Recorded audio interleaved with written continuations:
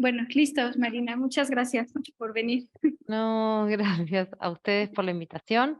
Yo preparé una presentación, así que voy a compartir pantalla. Eh, esa no es. Vamos a compartir pantalla. Ciclo de conferencia. Es esta. Compartir. Perfecto. Arrancamos por el final. Ahora vamos a poner. Bien. ¿Se ve bien? Sí, se ve bien. Perfecto. Bueno, muchísimas gracias. Buenas tardes. No, buenos días allá. Aquí es buenas tardes, pero allá es buenos días. Bueno, muchísimas gracias por la invitación a dar esta charla. A las autoridades de la FAD y a las autoridades también de Tasco, principalmente a Mercedes Martínez González por convocarme en este ciclo de conferencias y a dar esta charla que la titulé Artesanías y reflexividad en el trabajo de campo. Lo hemos conversado antes y que tenía que ver con precisamente hacer un hincapié muy fuerte en algunas cuestiones que tienen que ver y que hacen al trabajo de campo independientemente del contenido o para que su contenido sea interesante y no esté eh, cristalizado, y no ir al campo a buscar lo que nosotros ya sabemos que vamos a encontrar de antemano, que sea una experiencia la de hacer trabajo de campo que realmente nos afecte en el sentido amplio de la palabra. Tal como dijo Mercedes, y como ustedes saben, mi formación tanto de pregrado como de doctorado es en antropología. Les cuento que yo descubro las artesanías sin querer, ¿no? No estaba buscando las artesanías. Y acá ya empezamos a oler, a identificar esto del trabajo de campo que les vengo contando, ¿no? ¿Qué es hacer trabajo de campo? Las estudio recién a partir de mi formación postdoctoral y en el marco de mi carrera como investigadora en el CONICET, ¿no? Yo les cuento esto para ir situando, y acá hay palabritas, más que palabritas, conceptos, que son los que quiero ir ajustando todo el tiempo y acentuando, ¿no? Esta idea de situar, de contextuar, de ubicar. Esta es una de las propuestas fuertes que vengo a hacerles en este encuentro, ¿no? Situar el contexto a los sujetos de la investigación y situarse ustedes, cada uno de ustedes, como investigadores e investigadoras en el campo. Esto forma parte, no es parte de una cuestión políticamente correcta nada más. Tiene que ver con un ejercicio reflexivo, ¿no? Que se repiensa, que no da nada por sentado, ¿no? Bueno, y sí es obvio, yo ya sé qué son las artesanas. No. La idea es no dar por sentado, no dar por obvio nada, y que ese no dar por sentado nos dé lugar, nos permita ir repensando las categorías y llenándolas de sentido nuevamente, digamos, ¿no? Y de un sentido explícito. Por ejemplo, esto que yo entiendo por artesanía, ¿es lo mismo? ¿Vos qué entendés por artesanía, no? Y no necesariamente todo esto mediado, inclusive en el campo de la palabra, sino del hacer también, ¿no? Esta cuestión que nosotros, los investigadores occidentales formados en la academia, a veces tenemos demasiado sobrevalorado, que tiene que ver con la verbalización, con la palabra, con la objetivación. Y en el campo muchas de las cuestiones se dirimen en el hacer haciendo, en la práctica, en los cuerpos y en las técnicas, en las corporalidades. Bien, continuando con esta cuestión de situar, les cuento que esta es la Argentina, acá es donde yo nací, donde yo resido, donde me formé y donde investigo. Yo estudio artesanías elaboradas por mujeres indígenas Pilagá, estos que hacen cestería en carandillo, que es un tejido duro, es una fibra. Y quería contarles cuál es la situación de los indígenas o los pueblos indígenas en la Argentina, ¿Por qué? Para que no proyectemos tampoco que la realidad de, en este caso, las artesanas indígenas o los indígenas, es paralelizable, ¿no?, con la realidad en México. Miren, les cuento. Este es un mapa realizado por el INAI, que es el Instituto Nacional de Asuntos Indígenas, que es el organismo que centraliza todas las cuestiones que hacen a la materia pueblos originarios. Y aquí yo desarrollé o puse más amplio el cuadro de referencias del mapa para que se den cuenta de la variabilidad de pueblos indígenas que hay en Argentina. Este es el mapita y yo estoy trabajando acá, en el centro de la provincia de Formosa. Ahora vamos a hacer un zoom ahí y trabajo con este recuadrito, este pueblo indígena, que se llaman los Pílaga. En Argentina hay presencia indígena en todas las provincias, hay 38 pueblos indígenas, la mayoría vive, acá está explicado, conforman cerca de 1 millón de personas, que son el 2,4% de la población argentina, viven en su mayoría en áreas urbanas y son una población más pobre que el promedio de la población argentina no indígena. Son partes de poblaciones con mayor cantidad de necesidades básicas insatisfechas. El dato comparativo, a diferencia de México, es que en México hay casi 17 millones de indígenas y que el porcentaje de población originaria es mucho mayor, que es el 15% de la población total. Otro dato bastante relevante es que la construcción de la identidad nacional en Argentina se desarrolla a espaldas de y negando su componente indígena permanentemente. Eso me parece relevante. Esta es la provincia de Formosa, continuamos con la idea de situar, de ubicar, etc. Y yo trabajo en estas comunidades. ¿Hay alguna persona daltónica en el auditorio? Porque voy a referirme a algunos colores, entonces en tal caso estaría bien que me lo hicieran saber. No, no, Marina. Genial. Bueno, entonces, me refiero, hago referencias cromáticas, que tiene que ver con que los puntos en fucsia, en rosado, en fucsia básicamente, indican las comunidades Pílaga. Este es un mapa elaborado según el mapa de comunidades del ICA, del Instituto de Comunidades Aborígenes de Formosa, elaborado por mí en lo que fue mi tesis doctoral. Y yo trabajo con mujeres artesanas en una comunidad muy cercana a la ciudad de Las Lomitas y en otra que es acá, que es el kilómetro 14, con estas dos comunidades que estoy señalando en la diapositiva. Bueno, este es un poco el panorama, acá nos situamos, nos ubicamos. Les cuento un poco. Esta es una de las fotos de una de las mujeres indígenas artesanas con las que trabajo. Su nombre es Soledad.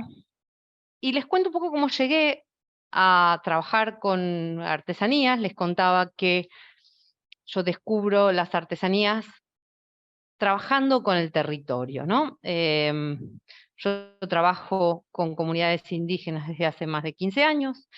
Mi formación, yo llego a Formosa a la provincia de Formosa y a trabajar con pueblos Pílaga, queriendo mapear el territorio, queriendo saber, no mapear el territorio, sino queriendo saber qué es el territorio para los pueblos indígenas Pílaga. Acá, primera aclaración, territorio. Territorio es un concepto que yo manejaba como doctoranda, ¿no? Y el primer desafío de mi trabajo de campo, que después les voy a contar, era traducir, en primera instancia lograr una definición de territorio que no estaba objetivada, no estaba clarísima, no se podía obtener una definición publicable, definida de lo que era el territorio indígena o Pílaga. Entonces yo me desesperaba bastante. Por otro lado usaba bastantes entrevistas, que en realidad no se las recomiendo para cuestiones, al menos entrevistas no directivas les recomiendo, y no las directivas qué es para vos el territorio o qué es para vos una artesanía, ¿no? Como que es muy difícil de obtener una respuesta cerrada, publicable, concreta, y que no sea, en tal caso, la repetición de un discurso aprendido, ¿no? Y en tal caso es que lo que se espera, lo que la antropóloga esperaba del discurso de las Pilagá o de los Pilagá. Entonces, como no, estaba ahí medio estaba en un callejón sin salida, comencé a recorrer el territorio o acompañar a las mujeres en sus recorridos por el territorio para saber qué era el territorio. Trabajé con mujeres, esto tiene que ver con la poca posibilidad de trabajar con varones, porque hay mucho prejuicio, porque yo era una joven, blanca, que venía de afuera, no tenía muy habilitada la idea de trabajar con varones, y sí tenía acceso a trabajar con mujeres.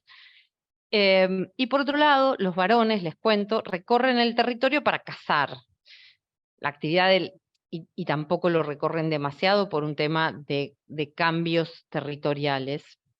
Y la verdad que acompañar en una salida de caza es bastante más, requiere de una idoneidad que claramente no tengo, y es un acompañamiento mucho más complicado que acompañar a las mujeres a recorrer el territorio. Las mujeres recorrían el territorio, ahí descubro, que recorren el territorio ¿con qué? Con fines de aprovisionamiento territorial. Es decir, recorren el territorio para buscar básicamente esto que Soledad está trabajando, que es la fibra o la palma, que se llama carandillo.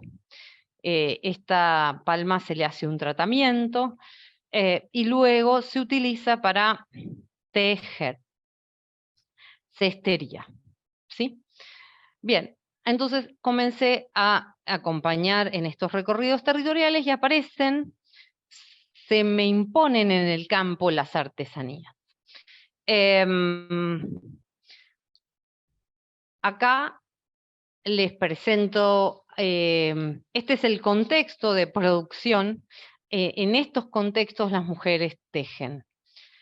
En la foto superior se encuentra Delia y Fermina, su madre, tejiendo, pertenecen a la comunidad El Carandillar o Kilómetro 14. En la fotografía inferior del lado izquierdo de la pantalla también está Delia con Fermina y sus primas.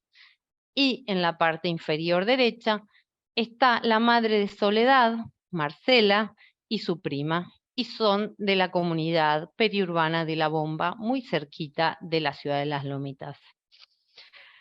Podemos ver en este contexto que se teje en la cotidianidad, como parte de otras actividades. Se teje en las partes de afuera de las casas, en lo que vendrían a ser las galerías. Se teje mientras circula una bebida que se llama mate, que se comparte el mate, se comparten algunas fibras. Se tejen mientras los perros famélicos husmean y acompañan. Se teje mientras los niños juegan. Se teje y transcurren charlas domésticas. Se tejen y transcurren silencios, gestos, mientras se presta atención al ritmo comunal, así viene alguna persona de afuera. Se teje entre mujeres. Todo eso sucede como parte de lo que damos en llamar tejer, hacer artesanía, hacer el trabajo de las mujeres o hacer su arte. Este es uno de los relatos posibles, dentro de muchos otros que hay y que pueden construirse en este mismo escenario. Son relatos o miradas que hacen énfasis en algunos aspectos, estos que les acabo de contar, pero que claramente invisibilizan otros, que borran o acentúan, que omiten, recortan, filtran, relatos que suman voces o que tienen la primacía de la voz del investigador o de la investigadora a modo solista, ¿no? Relatos. Algunos suman más perspectivas que otros quieren correr el lente y poner la luz en diferentes aspectos, otros se sitúan en la carencia, en la falta, en ese sentido común, pero todos están construidos en un punto, en el campo en el que se investiga. Es decir, con esto les quiero contar que en un mismo contexto hay una complejidad muy amplia de relatos posibles. Y con el fin de estimular la reflexión, es que les quiero contar y les quiero quiero que pongamos juntos, que les voy a compartir un video que tiene que ver con esto, el peligro de una historia única, ¿no? Que tiene que ver con la complejidad del campo. Esto después me gustaría que si pueden tomen nota, porque este video lo quiero compartir con el fin de esto, de estimular la reflexión. Esto es un video, una charla TED que dio esta autora nigeriana, feminista, llamada Chimamanda Adichie. ¿La conocen? ¿Escucharon nombrarla? ¿La conoce? No, a una persona sí. Andrea la conoce. Ah, bueno, ahora espero que la conozcan todos y todas. Bueno, y es un videito, la verdad que estuve tratando de ver si podían recortar algo del video y me parece que es imperdible, me hice medio fanática, así que esta es una autora, es una escritora que se trasladó ya a los 19 años, es nigeriana y se trasladó a Estados Unidos a estudiar, quiso estudiar en Connecticut, en Filadelfia primero, Ciencias Políticas y Comunicación, y luego en Connecticut se graduó e hizo un máster sobre estudios africanos, después hizo un máster en Yale. Y nos habla de lo que se llama el peligro de una historia única. Así que yo ahora voy a dejar de compartir esto y voy a compartir el video. ¿Me siguen hasta acá? ¿Dudas, consultas, preguntas? ¿Me preguntas hasta ahora? No, todo bien, muchas gracias.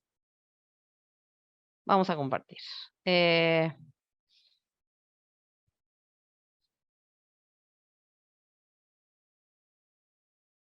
Vamos a ampliar esto.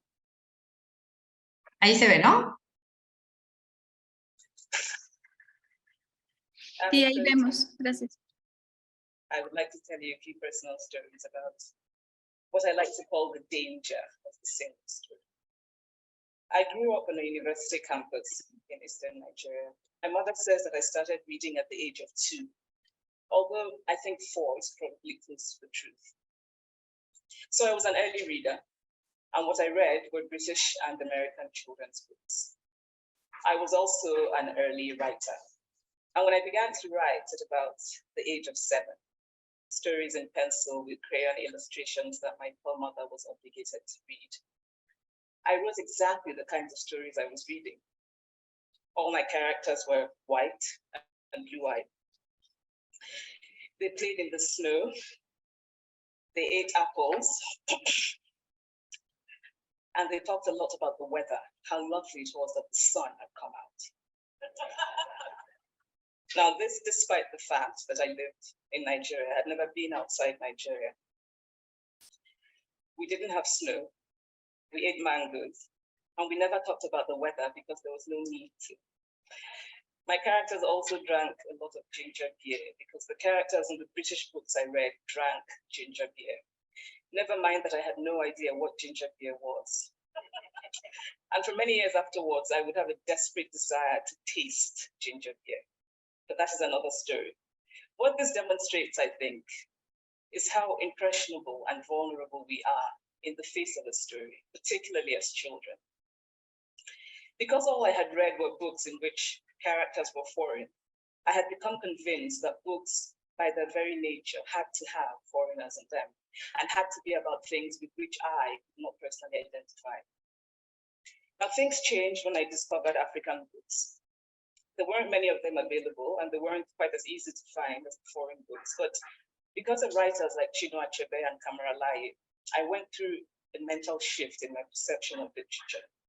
I realized that people like me, girls with skin the color of chocolate, whose kinky hair could not form ponytails, could also exist in literature. I started to write about things I recognized. Now, I loved those American and British books I read. They stirred my imagination, they opened up new worlds for me. But the unintended consequence was that I did not know that people like me could exist in literature. So what the discovery of African writers did for me was this: it saved me from having a single story of what books are. I come from a conventional middle-class Nigerian family. My father was a professor. My mother was an administrator. And so we had, as was the norm, living domestic help who would often come from nearby rural villages. So the year I turned 8, we got a new household. His name was Fide. The only thing my mother told us about him was that his family was very poor. My mother sent yams and rice and old clothes to his family. And when I didn't finish my dinner, my mother would say, "Finish your food. Don't you know people like Fide's family have nothing?" So I felt enormous pity for Fide's family. Then one Saturday, we went to his village to visit, and his mother showed us a beautifully patterned basket made of dyed raffia that his brother had made. I was startled. It had not occurred to me that anybody in his family could actually make something. All I had heard about them was how poor they were, so that it had become impossible for me to see them as anything else but poor. Uy. Perdón.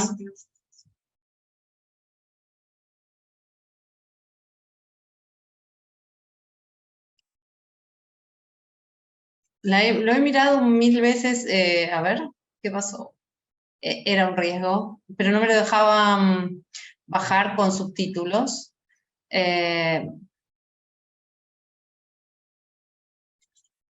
That poverty was my single story. Ahí va. Years later, I thought about this when I left Nigeria to go to university in the United States. I was 19. My American roommate was shocked by me. She asked where I had learned to speak English so well and was confused when I said that Nigeria happened to have English as its official language. She asked if she could listen to what she called my tribal music and was consequently very disappointed when I produced my tape of Mariah Carey. She assumed that I did not know how to use a stove. What struck me was this: she had felt sorry for me even before she saw me. Her default position toward me as an African was a kind of patronizing, well-meaning pity. My roommate had a single story of Africa, a single story of catastrophe. In this single story, there was no possibility of Africans being similar to her in any way, no possibility of feelings more complex than pity, no possibility of a connection as human equals. I must say that before I went to the US, I didn't consciously identify as African. But in the US, whenever Africa came up, people turned to me, never mind that I knew nothing about places like Namibia. But I did come to embrace this new identity, and in many ways, I think of myself now as African, although I still get quite irritable when Africa is referred to as a country, the most recent example being my otherwise wonderful flight from Lagos 2 days ago, in which there was an announcement on the Virgin flight about their charity walk in India, Africa, and other countries. So after I had spent some years in the US as an African, I began to understand my roommate's response to me. If I had not grown up in Nigeria, and if all I knew about Africa were from popular images, I too would think that Africa was a place of beautiful landscapes, beautiful animals, and incomprehensible people fighting senseless wars, dying of poverty and AIDS, unable to speak for themselves, and waiting to be saved by a kind white foreigner. I would see Africans in the same way that I, as a child, had seen Fide's family. This single story of Africa ultimately comes, I think, from Western literature. Now, here's a quote from the writing of a London merchant called John Locke, who sailed to West Africa in 1561 and kept a fascinating account of his voyage.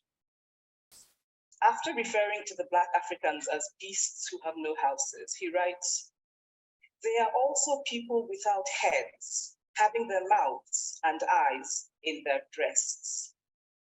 Now, I've laughed every time I've read this, and one must admire the imagination of John Locke. But what is important about his writing is that it represents the beginning of a tradition of telling African stories in the West, a tradition of sub-Saharan Africa as a place of negatives, of difference, of darkness, of people who, in the words of the wonderful poet Rudyard Kipling, are half devil, half child. And so I began to realize that my American roommate must have, throughout her life, seen and heard different versions of this single story, as had a professor who once told me that my novel was not authentically African. Now, I was quite willing to contend that there were a number of things wrong with the novel, that it had failed in a number of places, but I had not quite imagined that it had failed at achieving something called African authenticity. In fact, I did not know what African authenticity was. The professor told me that my characters were too much like him, an educated and middle-class man. My characters drove cars. They were not starving. Therefore, they were not authentically African. But I must quickly add that I too am just as guilty on the question of the single story. A few years ago, I visited Mexico from the US. The political climate in the US at the time was tense, and there were debates going on about immigration. And as often happens in America, immigration became synonymous with Mexicans. There were endless stories of Mexicans as people who were fleecing the healthcare system, sneaking across the border, being arrested at the border, that sort of thing. I remember walking around on my first day in Guadalajara, watching the people going to work, rolling up tortillas in the marketplace, smoking, laughing. I remember first feeling slight surprise, and then I was overwhelmed with shame. I realized that I had been so immersed in the media coverage of Mexicans that they had become one thing in my mind, the abject immigrant. I had bought into the single story of Mexicans, and I could not have been more ashamed of myself. So that is how to create a single story. Show a people as one thing, as only one thing, over and over again, and that is what they become. It is impossible to talk about the single story without talking about power. There is a word, an Igbo word, that I think about whenever I think about the power structures of the world, and it is Nkali. It's a noun that loosely translates to be greater than another. Like our economic and political worlds, stories too are defined by the principle of Nkali. How they are told, who tells them, when they are told, how many stories are told, are really dependent on power. Power is the ability not just to tell the story of another person, but to make it the definitive story of that person. The Palestinian poet Mourid Barghouti writes that if you want to dispossess a people, the simplest way to do it is to tell their story and to start with second. Start the story with the arrows of the Native Americans and not with the arrival of the British, and you have an entirely different story. Start the story with the failure of the African state and not with the colonial creation of the African state, and you have an entirely different story.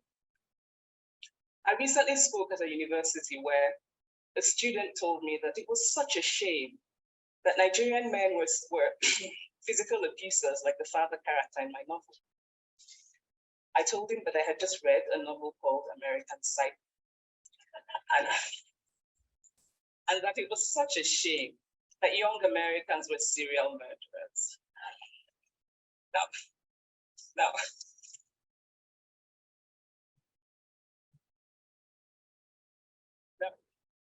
Now, obviously, I said this in a bit of mild irritation, but it would never have occurred to me to think that just because I had read a novel in which a character is a serial killer, that he was somehow representative of all Americans. And now this is not because I'm a better person than that student, but because of America's cultural and economic power, I had many stories of America. I had read Thailand, Updike, and Steinbeck, and Gateskill. I did not have a single story of America.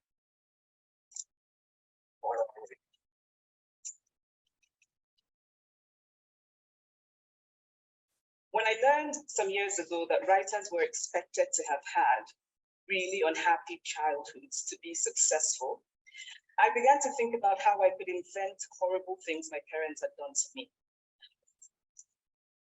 But the truth is that I had a very happy childhood, full of laughter and love in a very close-knit family. But I also had grandfathers who died in refugee camps. My cousin, Polly, died because he could not get adequate health care. One of my closest friends, Uloma, died in a plane crash because our fire trucks did not have water. I grew up under repressive military governments that devalued education so that sometimes my parents were not paid their salaries. And so as a child, I saw jam disappear from breakfast table. Then margarine disappeared. Then bread became too expensive. Then milk became rationed. And most of all, a kind of normalized political fear invaded our lives. All of these stories make me who I am. But to insist on only these negative stories is to flatten my experience and to overlook the many other stories that formed me. The single story creates stereotypes. And the problem with stereotypes is not that they are untrue, but that they are incomplete. They make one story become the only story. Of course, Africa is a continent full of catastrophes, the immense ones, such as the horrific rapes in Congo, depressing ones, such as the fact that 5,000 people applied for one job vacancy in Nigeria. But there are other stories that are not about catastrophe. And it's very important, it is just as important to talk about them. I've always felt that it is impossible to engage properly with a place or a person without engaging with all of the stories of that place and that person. The consequence of the single story is this: it robs people of dignity. It makes our recognition of our equal humanity difficult. It emphasizes how we are different rather than how we are similar. So what if before my Mexican trip, I had followed the immigration debate from both sides, the US and the Mexican?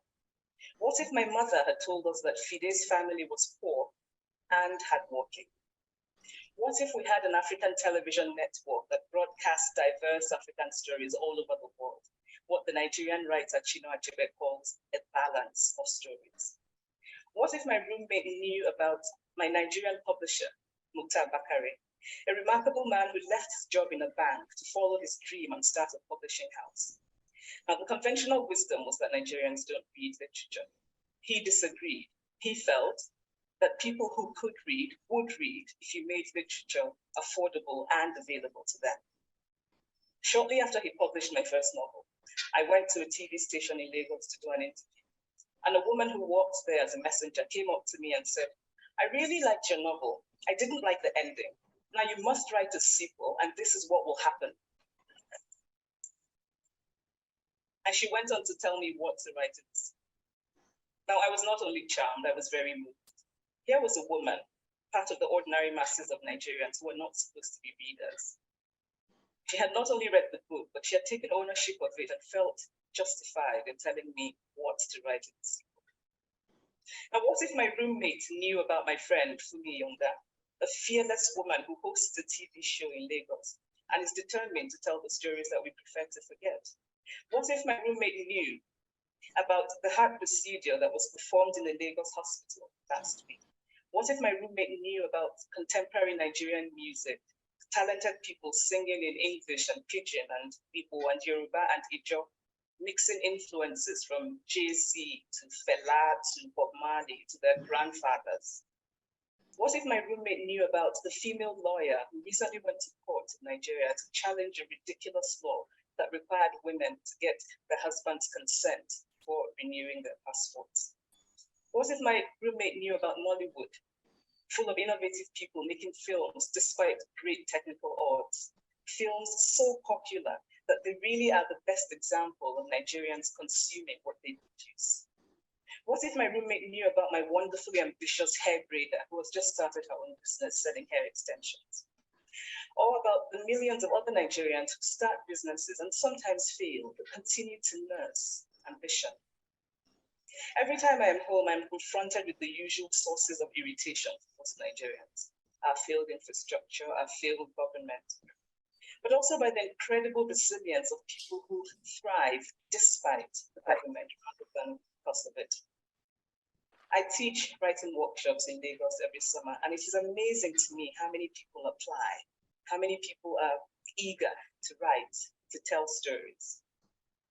My Nigerian publisher started a non-profit called Farafina Trust, and big dreams of Podemos ver este diplomita. and refurbishing libraries that already exist and ¿Puedes abrir? providing Un poquito. students that don't have anything in their libraries, and also organizing lots and lots of workshops and reading and writing for all the people who are eager to tell our many stories. Stories matter. Many stories matter. Stories have been used to dispossess and to malign, but stories can also be used to empower and to humanize. Stories can break the dignity of a people, but stories can also repair that broken dignity. The American writer Alice Walker wrote this about her southern relatives who had moved to the north, and she introduced them to a book about the southern life that they had left behind. They sat around reading the book themselves, listening to me read the book, and the kind of paradise was regained. I would like to end with this thought, that when we reject the single story, when we realize that there is never a single story about any place, we regain a kind of paradise. Thank you. Bueno.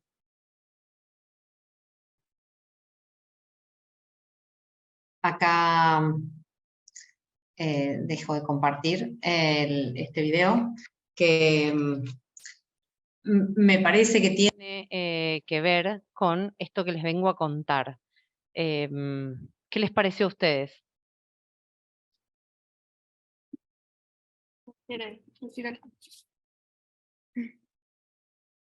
¿O cómo suponen que esto se orienta con esta charla que venimos a dar sobre estos trabajos que venimos a esto que venimos a comentar?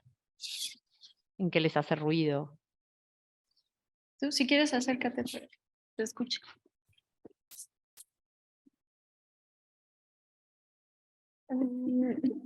Pues pienso tiene mucho que ver con las historias que nos cuentan o las historias que se cuentan sobre las poblaciones indígenas. O sea, en su mayoría no conocemos a las personas que viven ahí o que son indígenas, pero conocemos las historias que se cuentan de ellos, o al menos pues esta parte de la historia única.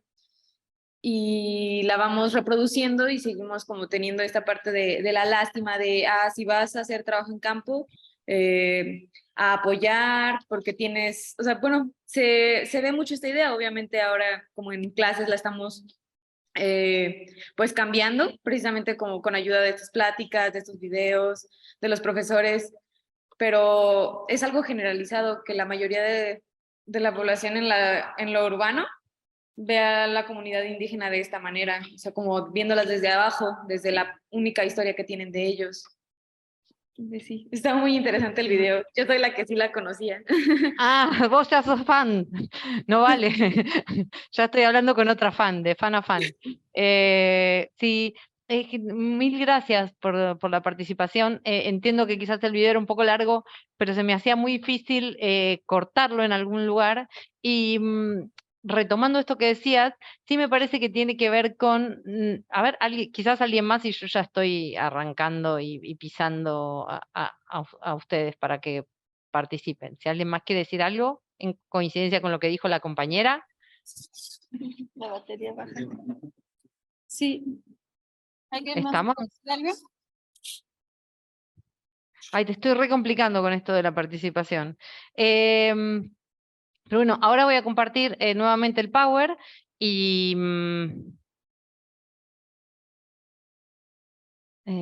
acá. estábamos acá, y esto que decía la compañera, que tenía que ver con la cristalización y la cosificación, ¿no? ¿Estoy compartiendo o no? Ustedes me dicen. ¿Se ve? Ahí va.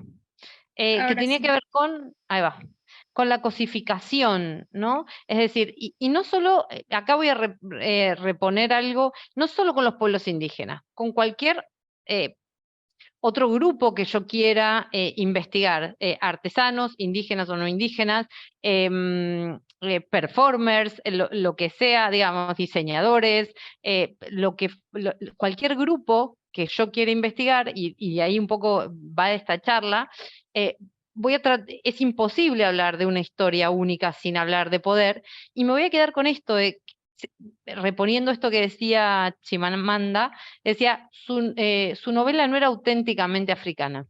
Recuerdo cuando estuve en México, ahí en la Enes Morelia, y hablábamos sobre todo esto, y un estudiante me dijo, sí, en mi estadía en Buenos Aires, un profesor me dijo que mi diseño no era lo suficientemente mexicano.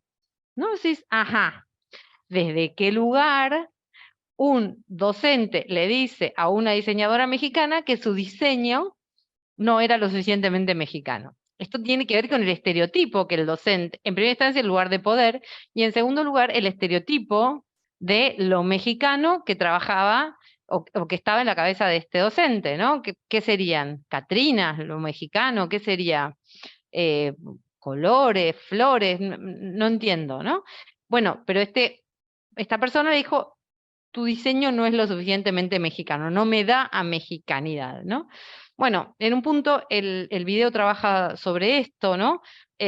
Sobre cómo y qué pasa cuando nos vinculamos desde estereotipos y fijamos una única historia como la única posible, ¿no?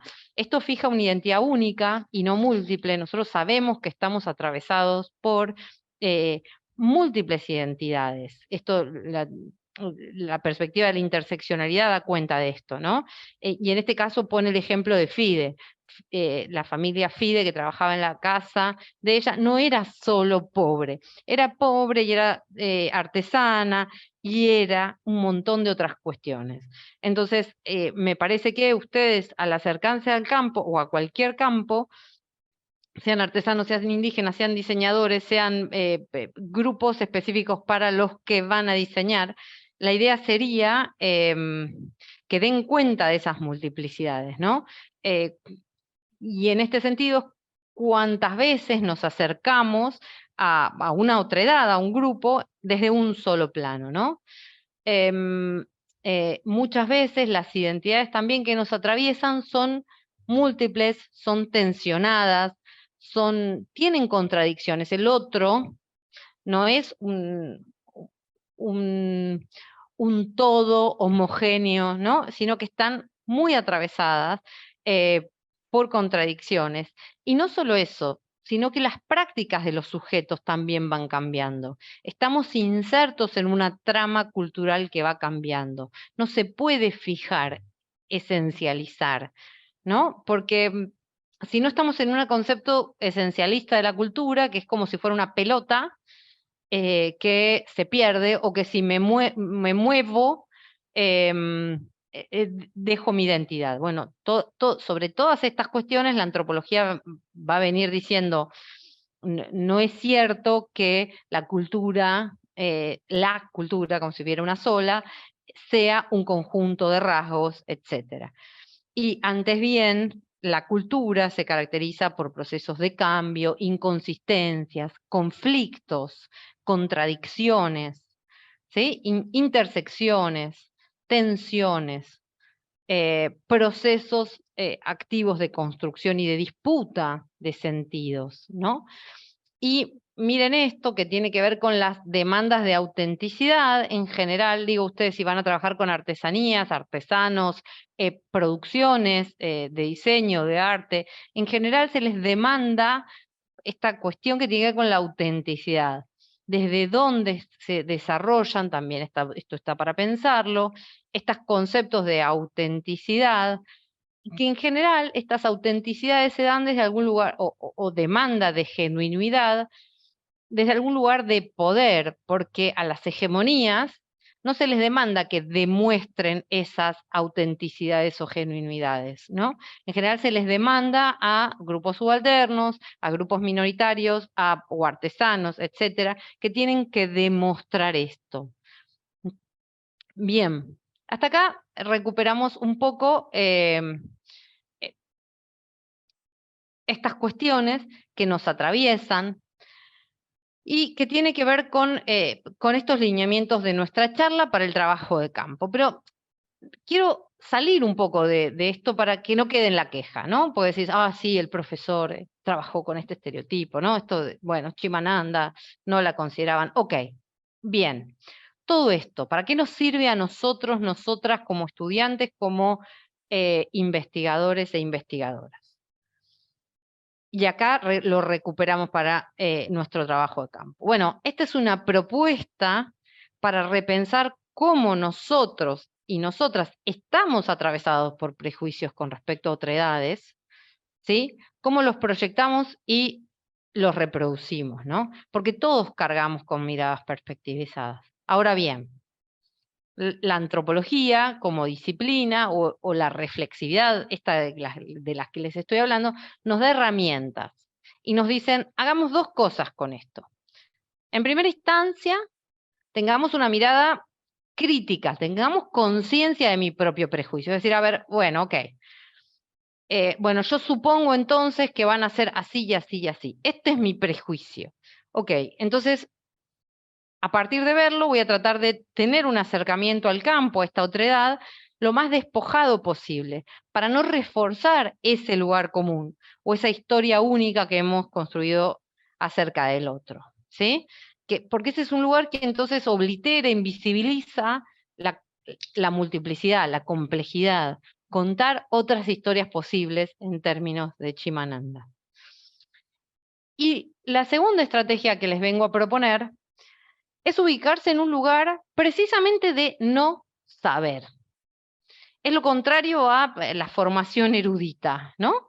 ¿Cómo un no saber? Sí, yo me acerco a este otro que voy a estudiar, este grupo, cualquier grupo otro, digamos, ¿no? La antropología se trabaja con esta categoría de otredad o grupo que voy a estudiar, que no tiene que ver con que ese otro tenga características definidas u objetivas de otredad, sino que es una construcción teórica. Voy a acercarme a ese grupo, a trabajarlo o a estudiarlo. Entonces la idea es que yo no doy por sentado nada, me instalo en un lugar de no saber y es un lugar receptivo, ¿no? De modos, sentires, de prácticas otras. Yo no evalúo, sino que estoy en un lugar de receptividad, ¿sí?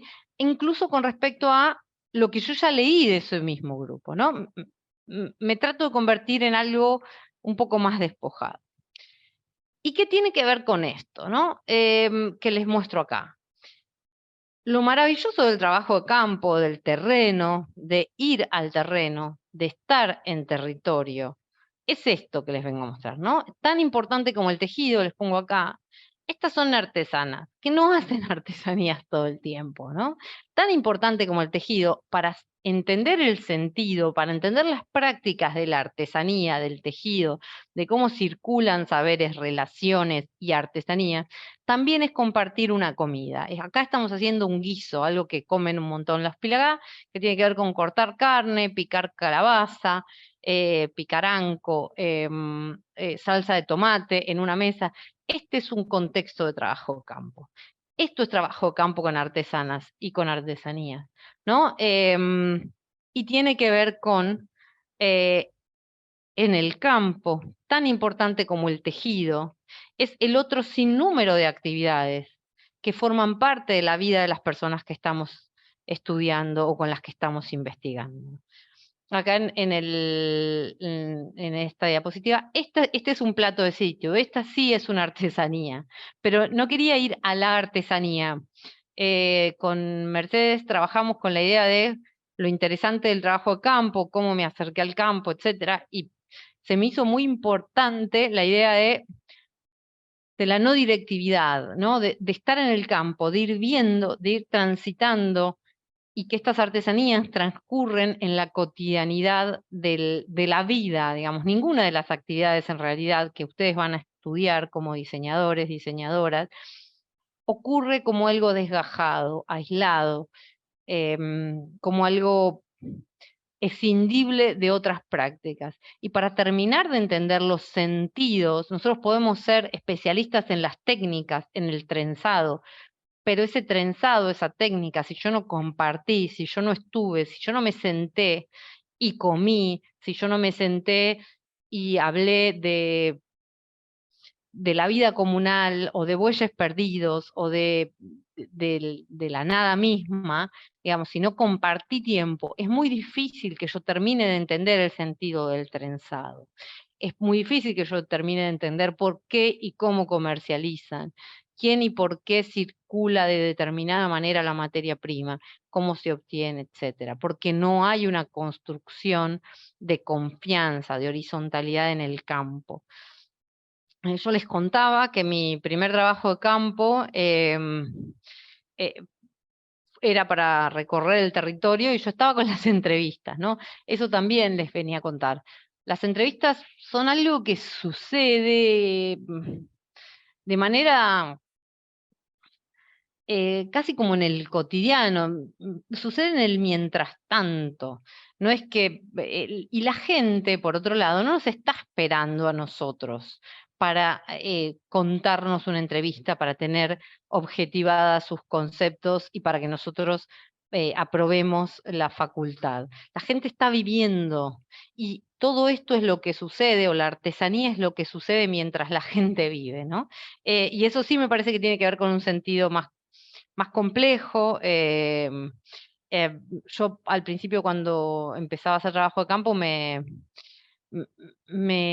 incomodaba con la idea de estar haciendo otras cosas, ¿no? Estar cocinando. Yo quería recorrer el territorio y de repente me contaban cómo tenía que cocinar, o me preguntaban si tenía hijos o si tenía marido, y esas cuestiones. Yo decía, pero yo vine acá a recorrer el territorio. Bueno, no, yo ya no vengo más a recorrer el territorio. Si yo vengo y estudio con ustedes, o estudio sus maneras, el otro también me afecta, el otro también necesita, en este diálogo que se construye en el trabajo de campo, saber acerca de mí.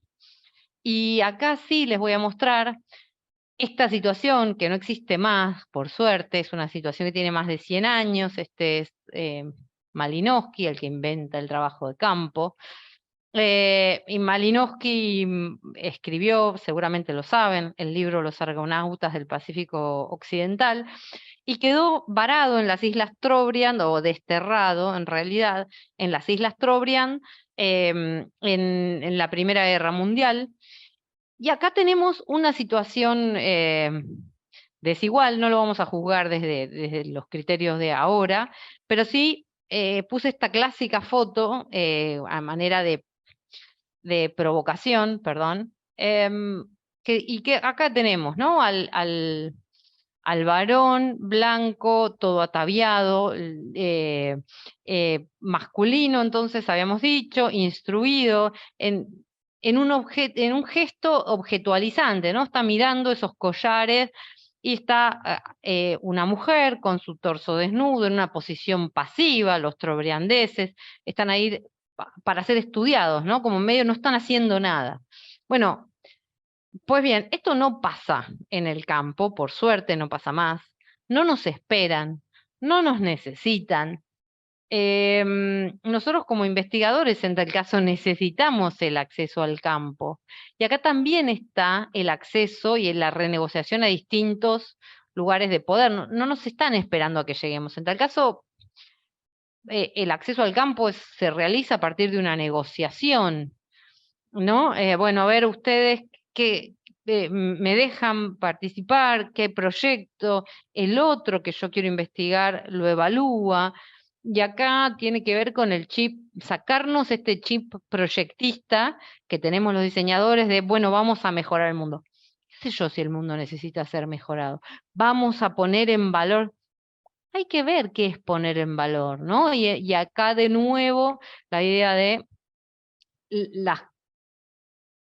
el repensar las categorías. La verdad que no salvamos a nadie, nadie nos necesita, el mundo sigue girando sin diseñadores ni antropólogos. Entonces la idea me parece que el nuevo rol tiene que ser un rol mucho más ético, con negociaciones previas, con acuerdos, con una charla, ¿no? Y yo recuerdo una charla que tuve en mi trabajo de campo que fue una clara charla de negociación. Me decían, sí, vos podés entrevistar a las mujeres, me acuerdo en esas primeras, pero las mujeres, sus historias, es lo único que tienen, me decía esta mujer Pilagá.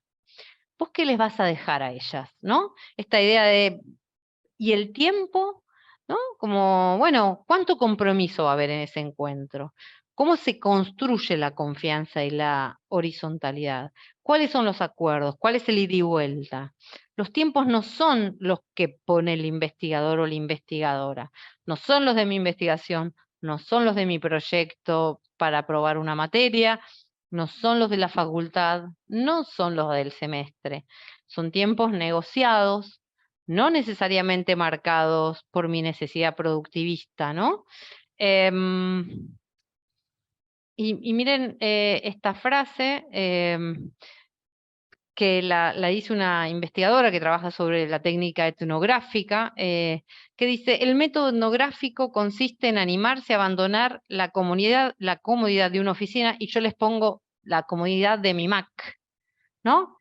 Y meterse en los pies en el barro del terreno, a fin de entender cómo vive, piensa, siente y cree un grupo humano. Y acá les pongo la foto de unos niños, Pilagá. Esta escena circulaba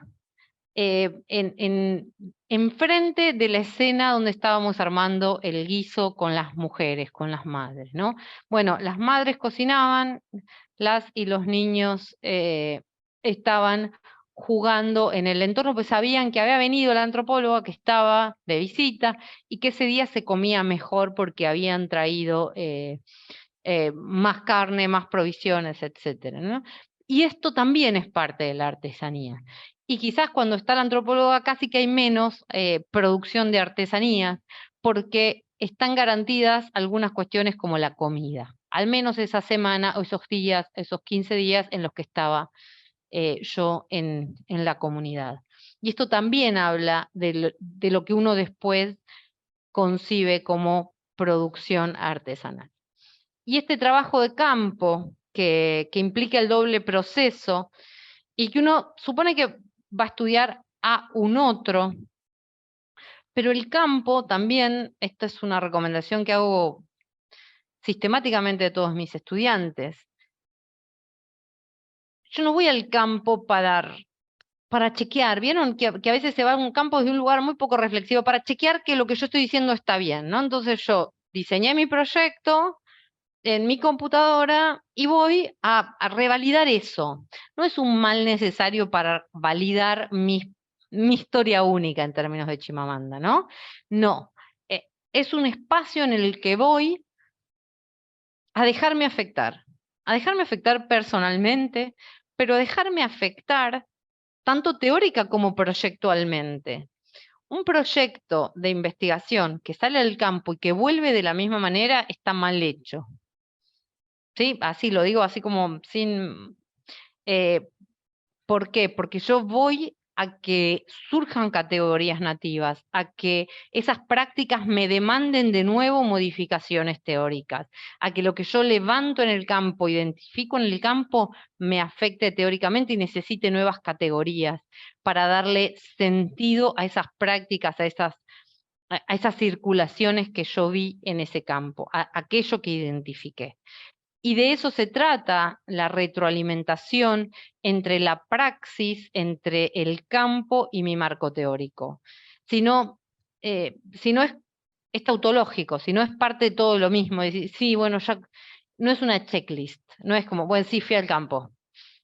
No, es el espacio en el que me afecto, es el espacio en el que me retroalimento y en el que modifico cuestiones.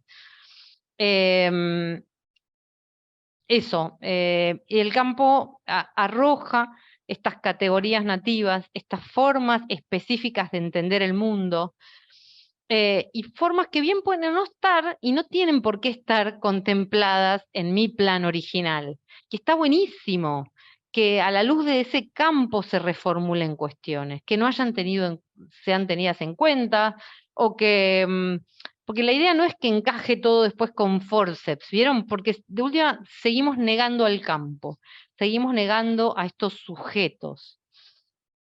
Para eso hay hay 3 ejercicios que también propone la antropología, que tiene que ver con cotidianizar lo extraño, ¿no? Hacerlo más, aprenderlo, tratar de comprender lo que nos resulta extraño. Esta es una diapositiva que le puse, son los niños de esas artesanas y también el campo son los canastos, ¿no? Es decir, esta es parte de la producción que hacen las artesanas, pero no me quería detener en esta charla en los cestos, en los platos de sitio, sino me quería detener en todo lo otro que hace que estas artesanías, luego, si quieren en otra charla, tengan el sentido que tienen. Son esos niños jugando en la esquina, son esas mujeres queriendo que la antropóloga llegue para que les lleve comida, son esas artesanías mal vendidas porque si no, no tengo el ingreso, son intermediarios que vienen y les compran por mayor a precios viles y después los revenden a un 500% en casas de diseño. Es el Estado que cada tanto pasa y compra al por mayor y también a precios viles, y como manera de mantener a la gente contenta en época de elecciones. Es todo eso que hace a la artesanía. Son esas nenitas que estaban jugando en las piedras que dentro de bastante poco van a tener que dejar de jugar para ponerse a hacer artesanías y llevar el único sustento posible a sus hogares. ¿Sí? Son esos nenitos que se van a despegar de sus mamás para ir a cosechar limones a una provincia limítrofe por unos pocos pesos, apenas cumplan sus 18 años. Todos esos sentidos hacen a las artesanías y a las artesanas. Esta es la complejidad del campo. Esta es la historia no única de las artesanías. Este es el dinamismo que quería mostrarles, más allá de las técnicas, ¿no? Volviendo un poco a estrategias que pueden utilizar para que esta complejidad del campo sea posible. Hay un doble movimiento que tiene que ver con que propone la antropología, que tiene que ver con esto de cotidianizar lo extraño, es decir, que algunas prácticas de un otro se me hagan más afines y las pueda comprender, aprender, y tomar distancia de cuestiones que me resultan muy básicas, muy obvias, que tiene que ver con exotizar lo cotidiano. Y para eso hay una autora que se llama Alcida Ramos, que propone el ejercicio de lo que ella llama la sospecha antropológica. La sospecha antropológica tiene que ver que todo se dirime en el campo. Es decir, a mí me pueden contar distintas historias, pero la verdad, digamos, no verdad, el sentido último de lo que yo voy a estudiar tiene que ver con, no es el relato de la ONG, no es el relato del Estado, no es lo que me dicen los medios de comunicación, es lo que me dicen los sujetos con los que estoy investigando y que se releva en el campo, en el terreno. A eso ella le dice la sospecha antropológica. Todo el tiempo yo voy a descreer de los relatos armados para terminar de identificar sentidos en el campo, y ahí tiene que ver con terminar de sacarse esta sospecha antropológica que tiene que ver con la propuesta. Y por último, quería contarles que gran parte de lo nodal del campo, de las prácticas, de los sentidos, se identifica cuando se comparte eso que no se fue a buscar en el campo. Por ejemplo, acá, haciendo una comida de harina frita, que se llama precisamente torta frita con Delia, mientras preparábamos el desayuno. Estábamos hablando de eso que no se dice, de esas prácticas, de esos cuerpos, de esas comidas, y en definitiva, estábamos hablando de las artesanías. Muchas gracias.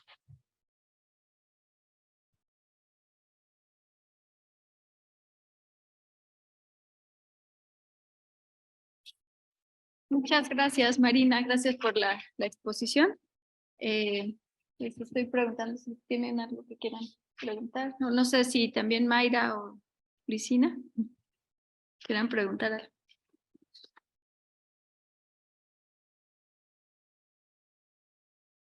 Obviamente, si quieren saber algo de técnicas, etcétera, eso lo podemos hablar hasta el hartazgo, que también está, pero no quería quedarme con la descripción clásica de las mujeres recogen esto y trabajan con esta técnica y la técnica. Eso está publicado en un montón de artículos, está, si quieren después les paso bibliografía a través tuyo.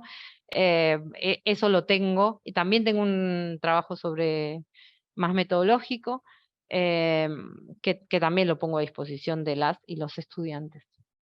Y tenía que ver con estos lineamientos. No, Gracias. a vos.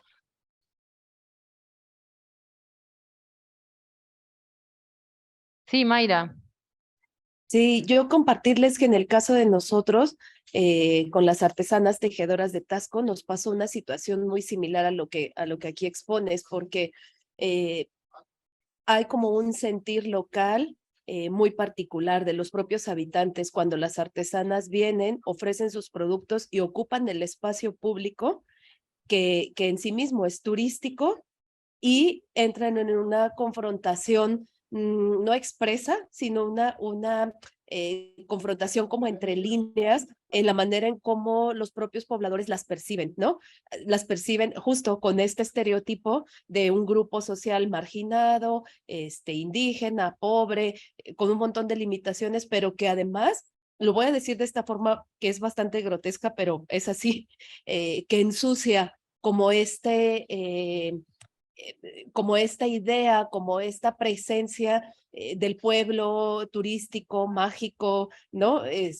Mexicano y tal. Entonces, siempre viven como en esta confrontación entre que por momentos su producción artesanal refuerza este sentido de lo identitario, local, mexicano, porque contiene colores, lo que decíamos un poco al inicio, pero al mismo tiempo entran en una contradicción porque, o sea, sí, qué bueno, qué interesantes son sus producciones, pero ojalá no vendieran dentro del espacio público y no molestaran tanto a los turistas, porque entonces se vuelven como en una presencia incómoda. Entonces, para nosotros intentamos en el equipo de trabajo de Tasco documentar como esas apreciaciones, ¿no? Que resultan como muy fuertes, muy contradictorias, como un primer momento antes de irnos de lleno justo a explorar las formas y los contenidos del quehacer. Entonces, fue un poco la intención como meter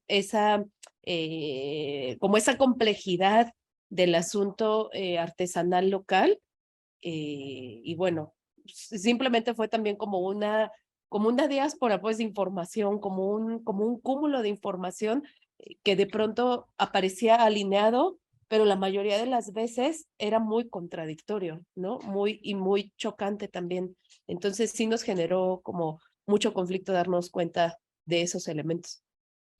Qué bueno, Mayra, lo que contás, es que tiene que ver y hace a la complejidad de estas prácticas de las que se parcializan, ¿no? Es linda la artesanía en tanto no es molesta, en tanto después la puedo usar parcializada como para que me represente en una feria, pero la parte molesta, la parte de la pobreza o la parte que puede llegar a incomodar, no. Entonces son estas cuestiones fragmentadas que hacen parte de y hacen a la artesanía, ¿no? Digo, a mí me parece que, o desde mi perspectiva, un análisis que no tenga en cuenta todas estas contradicciones, tensiones, complejidades, y todas estas diferenciales de poder en qué, digamos, quién permite qué y qué no, hacen a la complejidad de la artesanía como proceso, ¿no? Y no como objeto per se, digamos, ¿no? En este sentido, mi concepción de artesanía tiene que ver con lo que sostiene Novelo, sostiene García Canclini, que tienen que ver con la idea de artesanía en tanto proceso y no las meras características formales que hacen al objeto escindido de sus procesos o de sus relaciones sociales. Y en este sentido también tiene que ver con el dinamismo de la artesanía, ¿no? Que en general, o de las producciones artesanales, a las que por momentos se les pide esta idea sobre la que trabajamos, que tenía que ver con esta autenticidad, no vaya a ser cosa que, y también es contradictorio con ese aspecto, ¿no? Por momentos se les pide innovación y por momentos se les pide, ay, no, que no vayan a cambiar demasiado porque pierden ese halo de autenticidad y de genuinidad propia de lo artesanal. Como si lo artesanal fuera también un conjunto de características o checklist. Hay una autora que se llama Alcida Ramos, que yo ya la mencioné, que tenía que ver, esta misma persona que trabaja sobre la categoría de sospecha antropológica, trabaja sobre otro concepto que quizás le sirve, que tiene que ver con el indio. Ella trabaja con la categoría de indio porque trabaja desde la teoría desde la antropología brasilera, y esa es una categoría que está bien vista, que habla del indio hiperreal, ¿no? Y que tiene que ver con esta categoría que si el sujeto que produce, o el artesano hiperreal o la artesana hiperreal, ¿no? Que si ese otro que produce responde a mis expectativas, que es bueno, es limpio en este caso, ¿no? Usa el espacio que la hegemonía le brinda, pero no otro. Produce artesanía barata para que para después se comercialice para los turistas, etcétera, y es funcional al sistema que la hegemonía le demanda, está todo muy lindo. Pero cuando el indígena, que ella habla de el indio de carne y hueso, es un montón de otras cosas, como todos, ¿no? Es un montón de complejidades, algunas que nos resultan funcionales y atractivas, y otras que molestan, que son contradictorias, que no responden a las expectativas del el buen artesano, el que no molesta. ¿Cuál es el buen artesano? ¿Qué se espera, no? Todo es mucho más complejo, mucho más contradictorio, mucho más disputado, y ahí surge el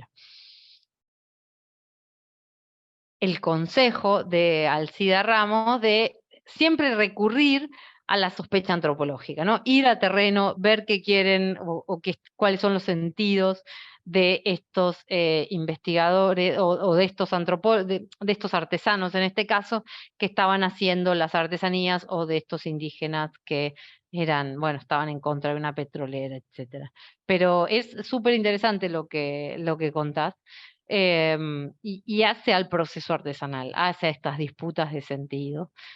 Y hay que ver también, estaría piola o interesante, qué querían, qué espacio hubieran querido, qué espacio pudieran demandar estos artesanos. Mercedes. ¿Y tienen preguntas? ¿Tienes preguntas? ¿No? ¿Nada? Bueno, yo sí tengo una, Marina. No sé si nos puedas comentar más sobre lo que implica ubicarse en un lugar de no saber. Porque la próxima semana vamos a ir justamente a una comunidad y pues eso. Ah, qué bueno. Bueno, yo sé, porque sigo un poco tu trabajo y sé todos los recaudos que, digamos, te he acompañado a comunidades, todos los recaudos, las negociaciones que ustedes toman antes de tomar contacto con una comunidad.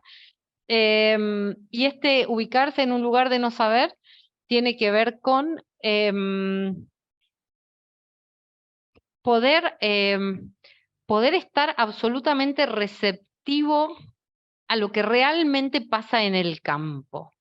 Y tiene que ver con no ir a a reforzar mis saberes de yo me las sé, yo soy el diseñador. En primera instancia, un lugar de poder de yo soy el diseñador, y en segundo lugar, no me van a decir nada que yo sepa, ¿no?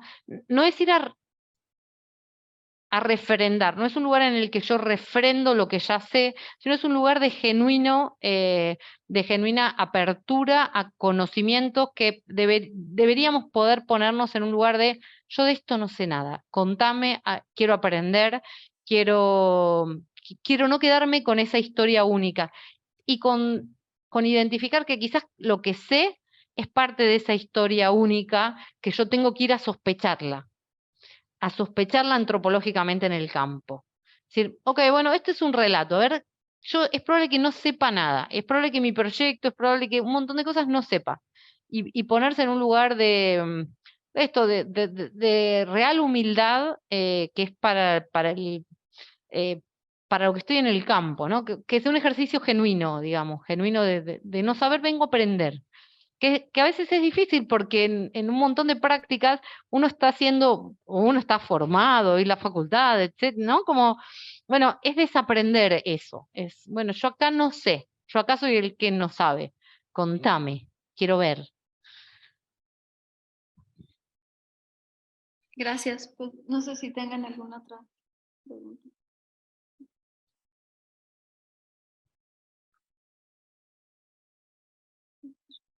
Bueno, pues, esto yo vengo a aprender. Aquí se trivializó mucho por un funcionario, un secretario de primer nivel que llegó a una secretaría, no recuerdo si fue de economía, de que dijo yo vengo a aprender. Pues fue la burla porque pues, es una secretaría. Pero bueno, acá estamos en otro campo. Se supone que iba a estar a cargo de la economía del país, de algo importante, y donde llegó con esa frase de yo vengo a aprender, pues sí fue un catastrófico, pues, y fue catastrófico al final de cuentas los resultados con este secretario. Pero bueno, Lamento. Realmente lamento, se supone que debería saber antes de ejercer el cargo público. Exacto, Sí. pero yo ahorita con estas reflexiones me acuerdo mucho de Diego Rivera, en este caso cuando terminaban los estudiantes la carrera, él recomendaba que se fueran a estudiar a las comunidades y sobre todo con los niños, porque dice, ahí es donde se empieza otra fase que después de salir de la academia salimos muy acartonados, muy rígidos, muy estructurados, y de repente necesitamos esa otra visión de las cosas. Y se aprendía trabajando en las comunidades, se aprendía trabajando con niños, sobre todo volver a encontrar esa espontaneidad y frescura en el arte. Entonces ya recomendaba eso. Termina la escuela y vete a dar clases a niños. Vete a trabajar en las comunidades para volver a recuperar eso que se pierde muchas veces en la academia. Entonces sí creo que las comunidades pues son espacios de aprendizaje. Claro, sí. Sí, para tenerlos realmente, para que sean espacios de aprendizaje, uno se tiene que situar nuevamente en el no saber, digamos, es como desaprender, digamos, ¿no? Porque muchas veces uno se acerca a las comunidades recién cuando ya tenés el título, o estás en un posgrado, sí, yo podré saber mucho de teoría antropológica o de diseño, pero de esto de verdad no sé nada, digamos, ¿no? Como una cosa de, tengo para aprender, es un lugar de reflexión y de, de receptividad, y por otro lado yo puedo saber, y este es una última cuestión, que al estilo de Mario Blaser habla de equivocación controlada, tiene que ver con no doy por sentado, no asumo que tu idea de algunas categorías tengan el mismo sentido que las mías. Es decir, una artesanía, por ejemplo, en este caso podemos hablar de una artesanía linda. ¿Qué es lindo? ¿Cuál es tu sentido de lo lindo? Vamos a quitar el sentido común, vamos a quitar los presupuestos, vamos a desasumir que estamos hablando de las mismas cosas. Entonces es volver a llenar de manera consensuada, de manera explícita inclusive, decir, ok, ¿cuáles son las características que hacen que esta artesanía para vos sea linda? que tiene. Entonces, es darle sentido a cuestiones muy básicas y es un ejercicio que no hacemos todo el tiempo, porque estamos hablando en el marco de una comunidad de diseñadores o en el marco de una comunidad de universitarios en los que asumimos que hay algunos conceptos que están dados por sentados y están completos con el mismo contenido. Bueno, la idea y la propuesta de hacer un trabajo de campo es, yo no sé si estamos hablando de lo mismo. ¿De qué estamos hablando? Entonces, la idea de reponer las categorías, de ponerlas en Mephisto, por ejemplo, no sé, puede ser con respecto a las artesanías o con respecto a cualquier cosa. Digamos, ¿no? ¿Y qué es el cuidado? ¿Y qué entendés vos por violencia? ¿Y qué entendés vos por artesanía? ¿Qué entendés vos por una buena artesana? ¿Qué es ser una buena artesana? ¿Cuáles son las características que tiene que tener? Etcétera, etcétera, etcétera, ¿no? Es reponer lo básico. De, bueno, ¿cuál es el buen artesano, ¿no? El que no ensucia. Esto es según la municipalidad, digamos, según el funcionario municipal o según el vecino. Ok, buen artesano es para las artesanas de las que contaba Mayra, es aquella artesana que tiene una destreza manual, ta, ta, ta, ta. Entonces ahí empezamos a decir, bueno, es muy fuerte esto. Pero digo, me desarmo mis categorías y las trato de llenar con un contenido explícito puesto en juego. También es el no saber del que hablábamos con Mercedes, ¿no? Tengo que rearmo junto con el otro los contenidos de mis categorías. ¿Hay algo más que quieran saber? ¿Comentar? ¿No? Sí, acá Luisina dice algo que tiene que ver Ok. con, no puedes hablar, que tiene que ver con esta cuestión, y ahí retomo, que no todas las interacciones con los artesanos van a ser verbales, y esto también tiene que ver con nuestra formación academicista, en la que prevalece la oralidad, prevalece la conceptualización o lo teórico, en detrimento de la corporalidad, las prácticas, en detrimento de otros lenguajes que tienen tanto o más valor que lo manifiesto, lo expresado, digamos, o lo verbalizado. Eso también, la idea de no sobrevalorar la expresión oral o la oralidad por sobre las prácticas corporales, los haceres. De hecho, las artesanías y las salidas al monte se aprenden haciendo, por la idea de esto de Ingold, es educación de la atención o educación del cuerpo y de las prácticas y las corporalidades. Muchas gracias, Marina. Aquí hay una pregunta. No, comentario. Dale. Gracias, Luisina. Bueno, ahora pues que comentaba Mercedes, nosotros vamos a ir a una práctica de campo la siguiente semana y hubo algo que me pareció muy interesante que comentabas, que decías, la artesanía es lo que sucede mientras la gente vive. Y bueno, ahora siento que estamos como, no, estamos algo verdes en este asunto de las prácticas de campo, que me gustaría conocer como algunos consejos que nos pudieras dar sobre pues llegar desde este asunto, ¿no? De ver cómo vive la gente y a partir de eso estudiar, o sea, ¿de qué manera podríamos acercarnos a estas vivencias? No tanto de una manera académica, sino de una manera, pues realmente personal, cotidiana. Bueno, en un punto entendiste todo. Es eso. Yo les contaba que cuando salí al campo, cuando fui al campo estaba bastante peor posicionada, que esto que les decía a la gente. Imagínate lo absurdo que era preguntarle a una mujer, Pilagá, para vos, ¿qué es el territorio? En una entrevista. Era absurdo, bueno, nada. Y en este sentido, mi mejor consejo es pasar tiempo. Y no pasar tiempo aunque no sea tiempo de el armado de la artesanía. Y no priorizar la entrevista. Y si la entrevista es que no sea directiva, digamos, Charles Briggs trabaja sobre esta categoría que tiene que ver con la entrevista no directiva. Es decir, no vayas al grano. La antropología nunca va a sugerir lo que se llama ir al grano. Es decir, preguntar directamente lo que querés para recibir una respuesta pulida, publicable para tu próximo artículo. No, eso no va a suceder y es probable que en tal caso el sentido sea un sentido prefabricado, digamos, ya armado, que saben que en realidad en una entrevista lo que saben, lo que pasa mucho, tiene que ver con uno se adapta a lo que espera recibir el entrevistado, ¿sí? El entrevistado se adapta a lo que supone que el entrevistador quiere escuchar. Eso pasa en general. Entonces, en realidad vos podés preguntar sobre sentidos, podés charlar de cuestiones no tan específicas y tenés que ver el hacer, decir, bueno, busco, digamos, yo iría como preguntas, lo que Rosana Huber llama, en tal caso, con preguntas Grand Tour, preguntas que abran y que le permitan al entrevistado hablar de un montón de cuestiones. En algún momento es exasperante, digamos, hasta que después decís, ay, pero esta mujer me está hablando de la vida misma. Sí, es hablar de la vida misma la entrevista.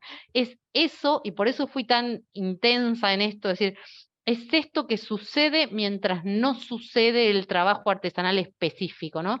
No vas a encontrar ese espacio en el que tenés al antropólogo mirando un collar específico, sino es que es todo el resto de lo otro que uno tiene que ir desanudando, uno tiene que ir hilando, uno tiene que ir tejiendo también, y prestando atención en otras cuestiones etnográficas que no tienen que ver con esto que bien decía Luisina, que no tienen que ver con la no tienen que ver con la verbalidad, sino con la corporalidad. ¿Qué hacen las mujeres que hacen artesanía? ¿Cómo usan el cuerpo? Mercedes tiene un hermoso libro al respecto, que tiene que ver con las corporalidades, que tiene que ver con la circulación de la materia prima, que tiene que ver con la enseñanza de la artesanía